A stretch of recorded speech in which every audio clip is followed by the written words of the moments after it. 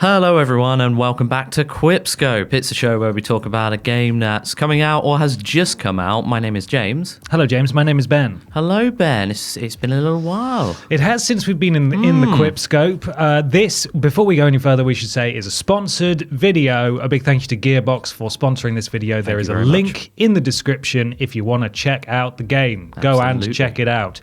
James, do you want to know what we're talking about today?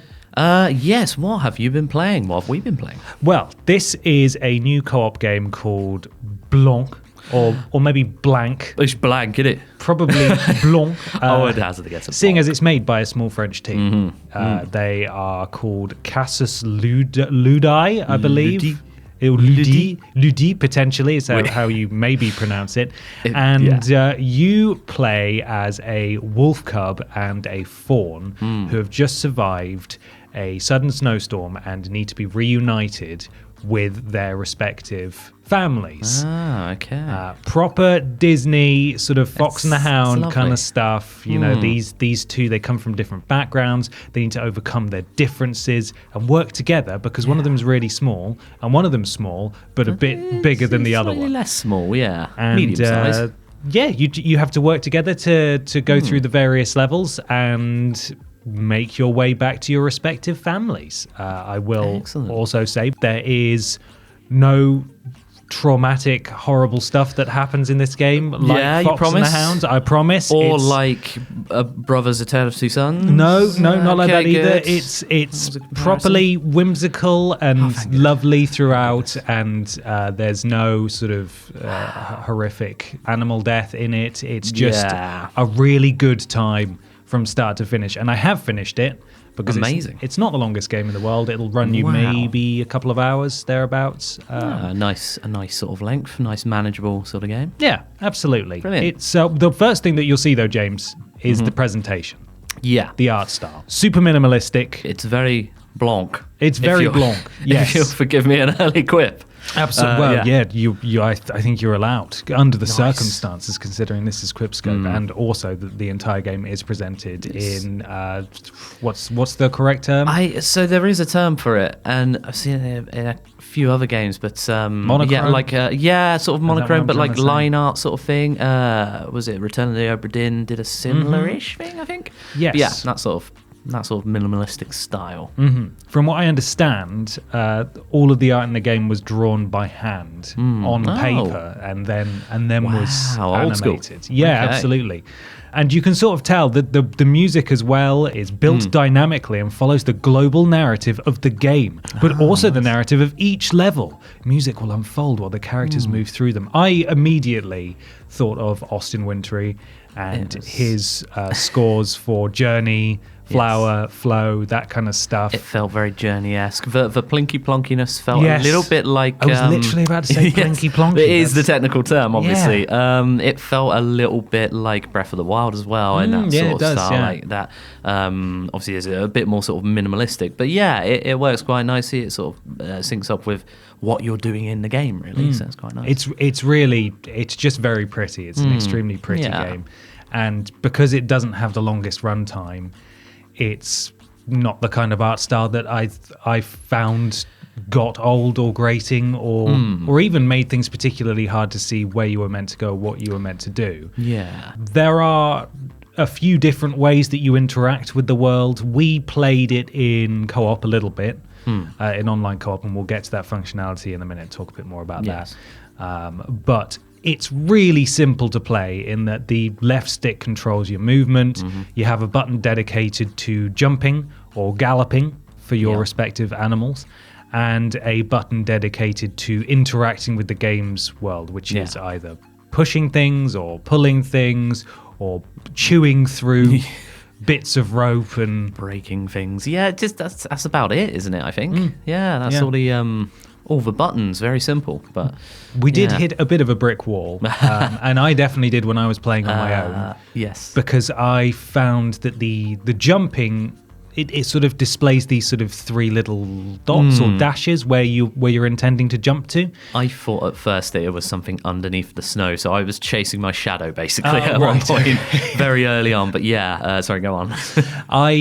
There were a couple of places where I thought, this is the only place I can go. But what am I doing wrong? And it turned out that I wasn't facing the specific sort of degree where it would display the jump icon for that to jump up onto a ledge.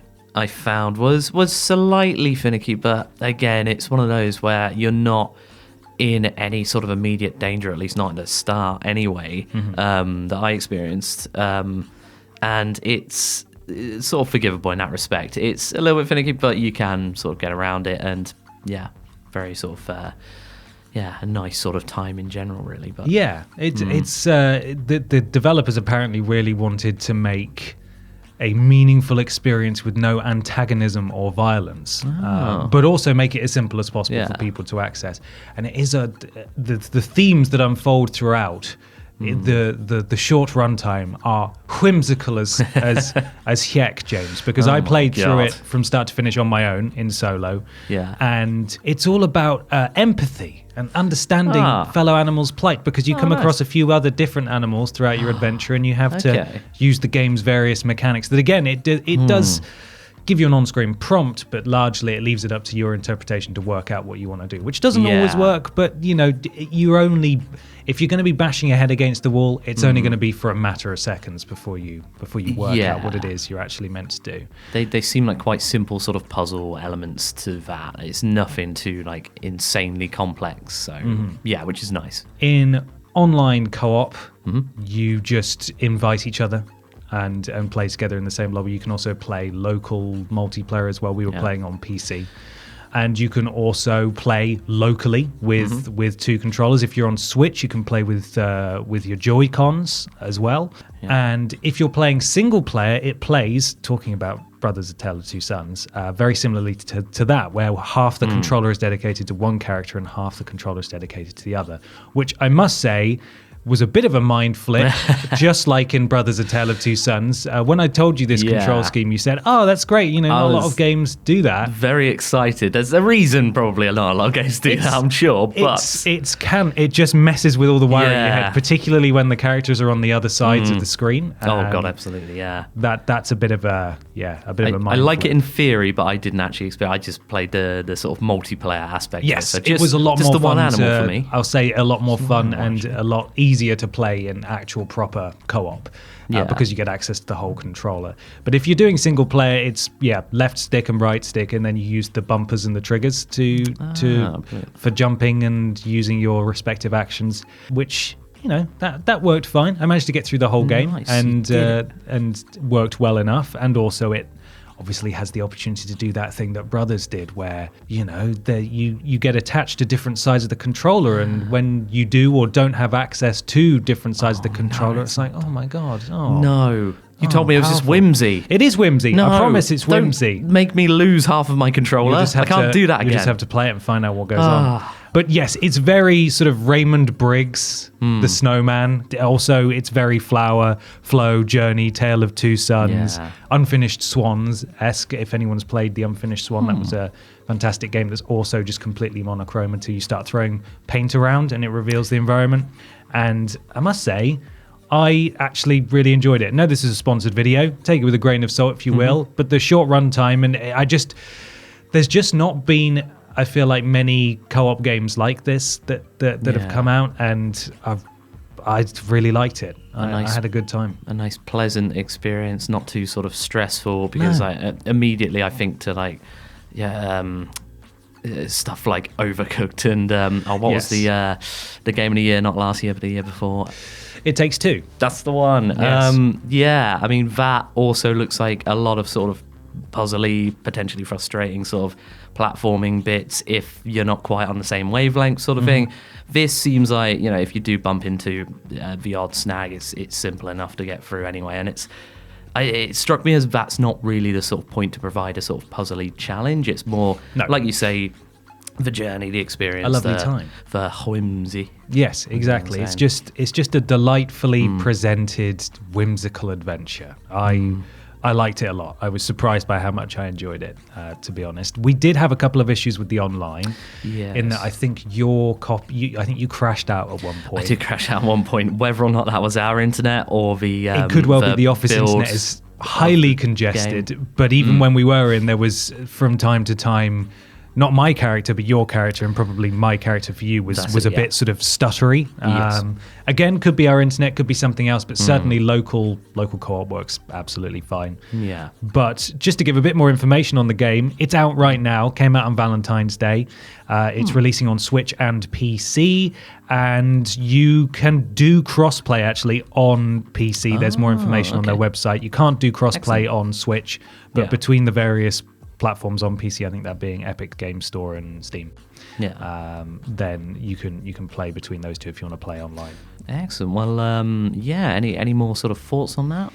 I think that's about it. I think I've touched on everything. I just wish I'd played through it the first time in co-op, like on on a sofa with someone, rather than having the one side controls one character, the other side controls the other. Not that there's too much wrong with it, but like I just kind of wish I could have erased the experience from my head already, so I could go and experience it for the first time. Because even when then I played a bit of co-op with you, I was just charging to every solution to all of the puzzles, and I was trying to find some secret paths, like it's that sort of game in the first place. That's just how my brain operates, I think. Get funneled down the delightful slide, James. That's it. Well, a big thank you to Gearbox again for sponsoring this video. They are the publisher of this game. It's available right now, and also check out our trackable link in the description. Whoa! Please click it. It helps us a lot. So go check out the game. I think you'll enjoy it if you like some of the other games that we've name dropped in this video. Just enough time for a quip, James, before we go. It's time. Blanc, more like filet mignon, because it's a lovely cut of meat. This game.